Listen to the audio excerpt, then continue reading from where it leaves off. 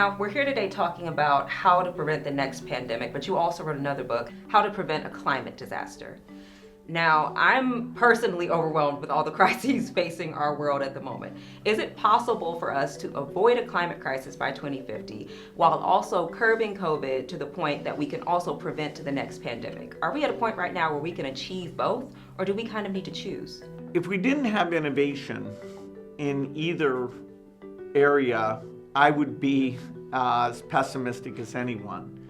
But because we have great scientists now and their ideas about better tools, I'm actually quite optimistic about both.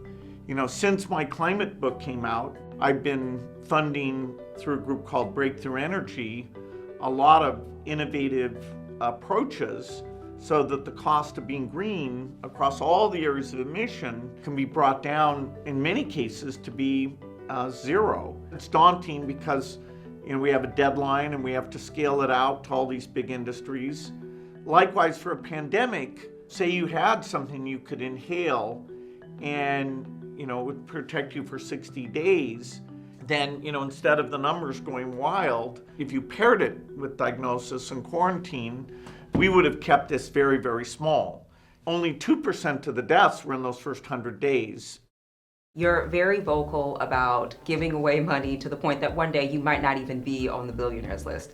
But for the time being, you are. What do you believe, in lieu of this wealth tax that we haven't seen yet for the super rich, what do you believe households with exorbitant wealth, what are their responsibilities during our world's biggest crises? What can they do? Well, you want to have governments tax enough so that the things you rely on, basic income, education, policing. In the US, there's room to raise taxes on the rich and fund more of those things.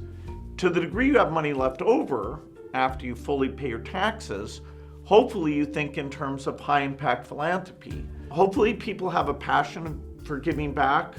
If they're good at hiring experts and picking areas where the impact of the dollars can be very high, so much the better.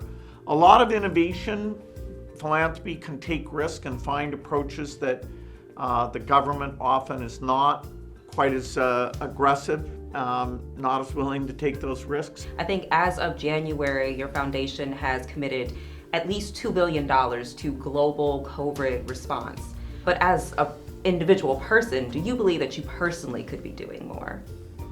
Well, it's my full-time job. It's, all my money goes to this. We can always do better, but, I'm proud of how the foundation employees stepped up and, our unique expertise did make a difference.